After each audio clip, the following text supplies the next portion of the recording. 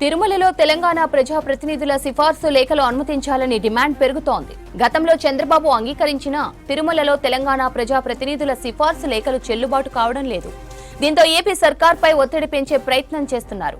సిఫార్సు లేఖలపై పునరాలోచన చేయాలని BJP MP Raghunandan కోరారు. లేదంటే తెలంగాణ ప్రజా ప్రతినిధులమంతా తిరుమలకు వస్తామని చెప్పారు. ఉమ్మడి ఏపీ నిబంధనలే అమలు చేయాలని విప్ ఆది శ్రీనివాస్ డిమాండ్ చేశారు. ఇప్పటికే తెలంగాణ దేవాదాయ శాఖ మంత్రి కొండా సురేఖ కూడా ఏపీ సర్కార్కి లేఖ రాసింది. అయినా ఏపీ ప్రభుత్వం స్పందించకపోవడంతో తీవ్ర అసహనం వ్యక్తం చేస్తున్నారు తెలంగాణ లీడర్లు. మరిన్ని డీటెయిల్స్ సత్యం అందిస్తారు. సత్యం, తిరుమలలో తెలంగాణ నేతల సిఫార్సు లేఖలు అనుమతించాలనే డిమాండ్ పెరుగుతోంది కదా, అప్డేట్స్ ఏంటి? సోంతి, తెలంగాణ ప్రజాప్రతినిధుల సిఫార్సు లేఖలు తిరుమలలో పనిచేయడం లేదు.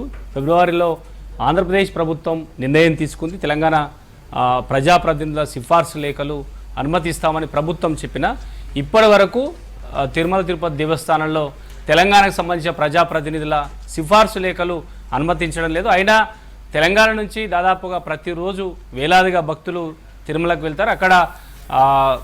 అక్కడికి వెళ్ళే భక్తులకు ఎమ్మెల్యేలు, ఎమ్మెల్సీలు, అదేవిధంగా తెలంగాణకు సంబంధించిన ఎంపీలు సిఫార్సు లేఖలు పంపించిన కనీసం ఉండడానికి రూము, అదేవిధంగా దర్శనాలకు సంబంధించిన గతంలో ఉమ్మడి రాష్ట్రంలో ఉన్నప్పుడు తెలంగాణ ఉమ్మడి రాష్ట్రంలో అందరి ప్రజాప్రతినిధులు అంటే ఎమ్మెల్సీలు, ఎమ్మెల్యేలు, ఎంపీలకు సంబంధించిన లేఖలపైన దర్శనాలు, రూములు కూడా కేటాయించేది. కానీ రాష్ట్ర విభజన తర్వాత అంటే 2014 నుంచి 2018 వరకు ఉన్న ప్రభుత్వం గతంలో తెలంగాణ నుంచి వచ్చే ప్రజాప్రతినిధుల లేఖలు అనుమతించేది. కానీ 2018 తర్వాత పూర్తిగా మారిపోయి తెలంగాణకు సంబంధించిన ప్రజాప్రతినిధుల లేఖలు టీటీడీ అనుమతించడం లేదు.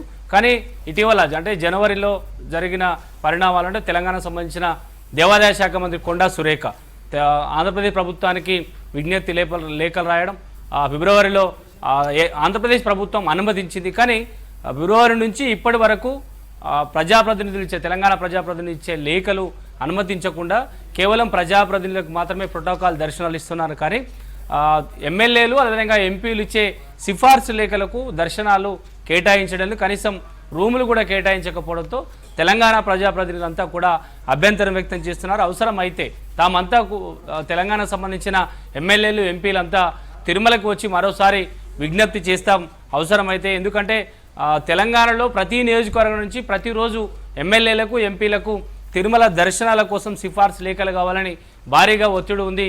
వారంతా కూడా ఆంధ్రప్రదేశ్ ప్రభుత్వంపై ఒత్తిడి తెస్తున్నారు. కానీ ఈ అంశంలో ఎందుకు ఆంధ్రప్రదేశ్ ప్రభుత్వం వెంటనే నిర్ణయం తీసుకోలేకపోతుంది? ఆంధ్రప్రదేశ్ ప్రభుత్వం ఇప్పటికే తాము నిర్ణయం తీసుకోనని ప్రకటన చేసినా టీటీడీ దాన్ని మాత్రం అమలు చేయడం లేదు. అంటే రాష్ట్ర ప్రభుత్వం నుంచి టీటీడీకి ఆదేశాలు రాలేదని ఒక సందర్భంగా తెలంగాణ దేవాదాయ శాఖకు సమాచారం ఇచ్చినట్టుగా తెలుస్తున్నా అధికారికంగా ఎలాంటి టీటీడీ ప్రకటన చేయడం లేదు. ప్రభుత్వం నుంచి ఆదేశాలు రాలేదని. కానీ తెలంగాణకు సంబంధించిన ప్రజాప్రతినిధులకు సంబంధించి ఇప్పటి వరకు ఎందుకు లేఖలు అనుమతించడం అంశంపై టీటీడీ స్పందించడం లేదు. అదేవిధంగా ఆంధ్రప్రదేశ్ ప్రభుత్వం కూడా ఫిబ్రవరిలో నిర్ణయం తీసుకున్న ఇప్పటి వరకు వీటి సిఫార్సు లేఖలు అమలు చేయకుండా ఎందుకు ఆగుతున్నారు అంశంపై కూడా ఇప్పటి వరకు ఇటు ప్రభుత్వము, అదేవిధంగా టీటీడీ బోర్డు ఇద్దరు స్పందించకపోవడంతో తెలంగాణ ప్రజాప్రతినిధులంతా తప్పనిసరిగా తెలంగాణ నుంచి వచ్చే భక్తుల లేఖలు, సిఫార్సు లేఖలు అంటే ప్రజాప్రతినిధులు ఇచ్చే సిఫార్సు లేఖలకు రూములు, అదేవిధంగా దర్శనాలు కేటాయించాలంటే ఒక డిమాండ్ తెలంగాణ ప్రజాప్రతినిధులు చెప్తున్నారు.